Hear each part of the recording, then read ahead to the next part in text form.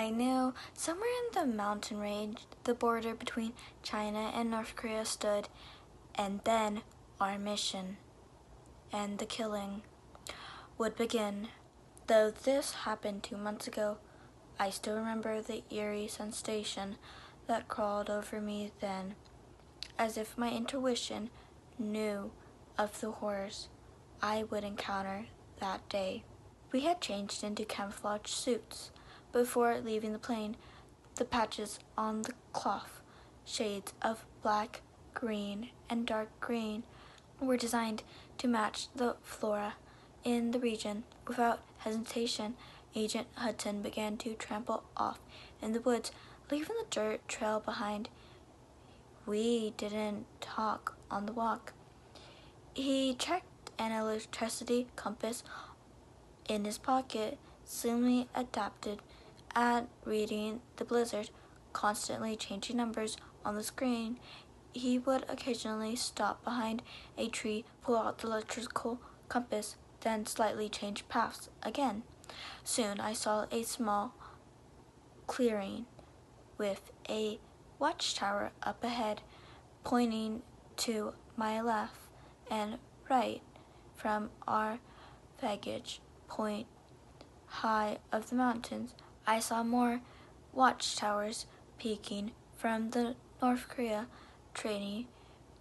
They went on as far as their eyes could see, spaced out in the thick forest, their stops rising above the trees like snakeheads rising out of a pit. "This is the crossing point," he whispered. "Be ready for anything." I nodded grimly, and we walked forward.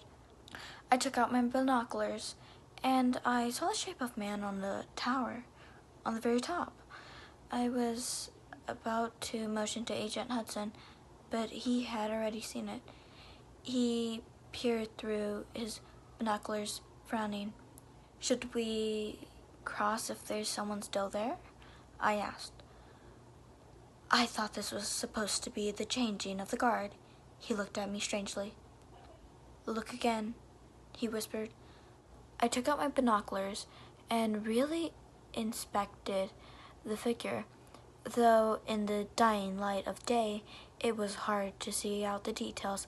But after 5 or 6 seconds, I had seen and realized enough.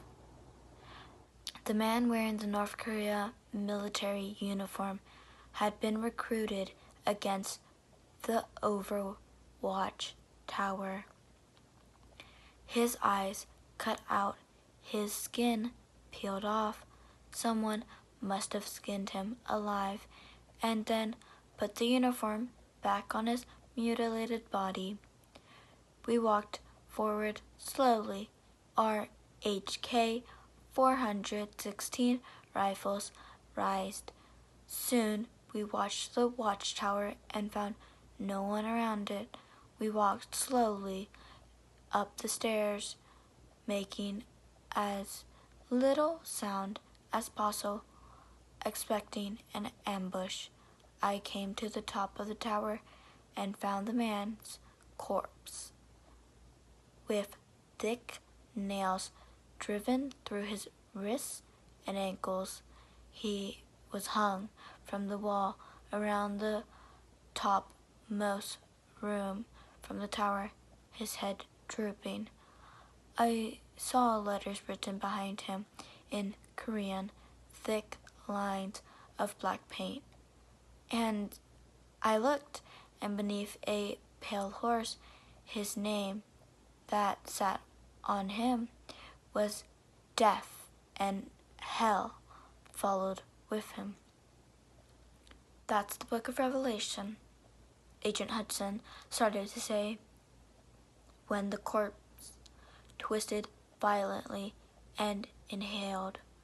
The muscles on his skinned body stretched as it pulled against the nails, sending thick gushes of blood streaming down from the body, snapping its teeth.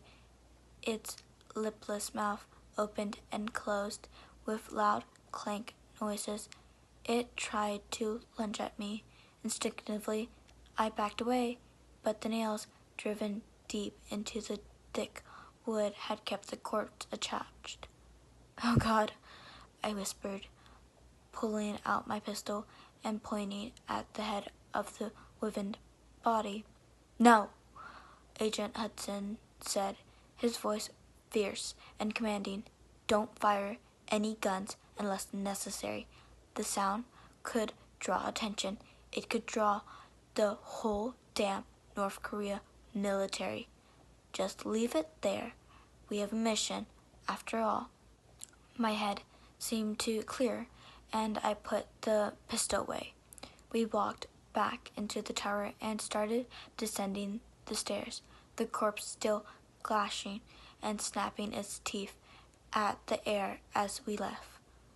Our plan was to go straight to the biologicus weapon laboratory after moving through the Chinese-North Korean border, but our plans went quickly aware as dozens of North Korea soldiers ran by in their brownish-gray uniforms.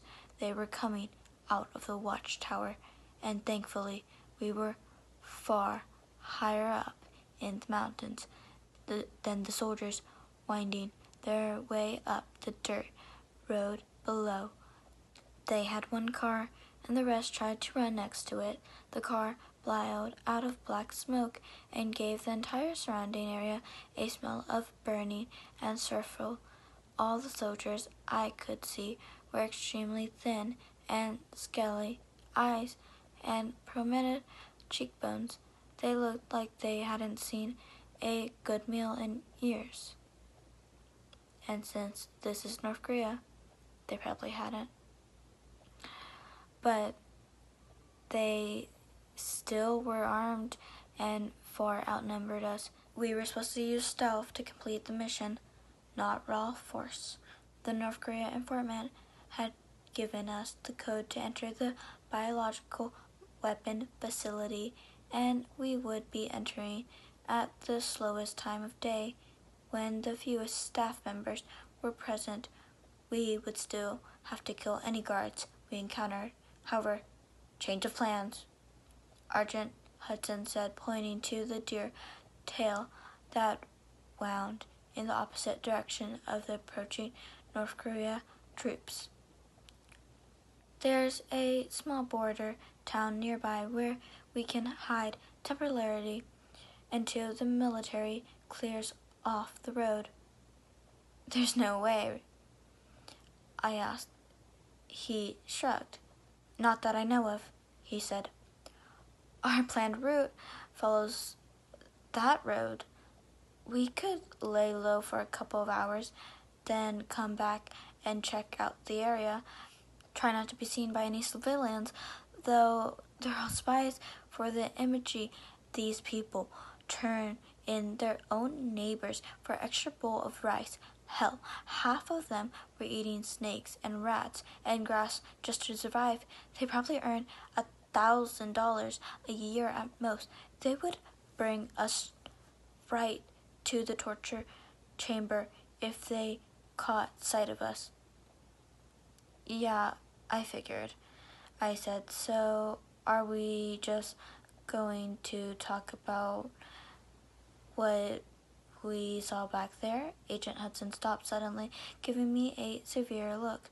His blue eyes looked me up and down coldly. "Okay, then talk about it," he said. The statement caught me off guard. I didn't know how to respond to it. "Well, I mean, you have more importance than me. I was wondering what you thought," I said. The trees around us rustled in slight mountain breeze, the air smelling sweet and clean. I looked past Agent Hudson and could see for dozens of miles into the North Korea countryside quilt small villages dotted of the landscape with dirt roads sneaking their way through the thick trees. Far off in the distance, from the direction of the watchtower, we heard yelling, and from a different direction, dogs started barking. Ah, shit, Agent Hudson said. Let's pick up the pace. They have tracking dogs, I think. I don't know if they'll pick up our scent and follow us, or whether they'll catch the trail of whoever actually had a terrible crap, skinning the man alive and all that. But our trail is fresh, so I'm not liking our odds.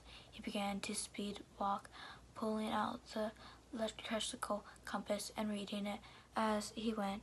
From our view high up on the mountain, I could see a little town not far away. Agent Hudson did too. He quickly pocketed the electrical compass. Okay, I know where we are, he said. Don't need that anymore. So are you gonna answer my question? I asked.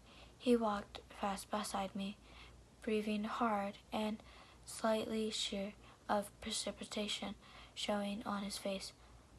I don't have to answer for you, Jodo, he said calmly.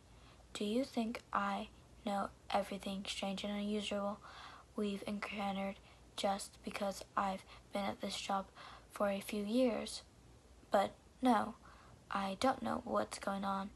I've never seen anything like that before. I hope, for both our sakes, that we never see it again. What do you think about what Al said? Do you think biological and chemical weapons? I said, do you think maybe they tested out some new agents and it got out? I think the most likely answer is that the man we saw wasn't actually dead. He might have looked dead when we first got there, but I've seen a lot more people who looked dead and weren't. Even being skinned alive, you can survive for a while. Maybe he was a super or a catastrophic statue from all the pain and shock he must have suffered. Maybe they gave the soldier some drugs or chemical agent so he wouldn't feel pain, but it's like we saw Lazarus rising from the grave.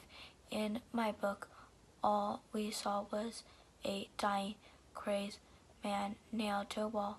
He stopped speaking. The dogs sounded much closer now. We had almost made it to the village. It looked fairly empty, though I saw a feral-looking, extremely skinny cat skulking around a nearby residence.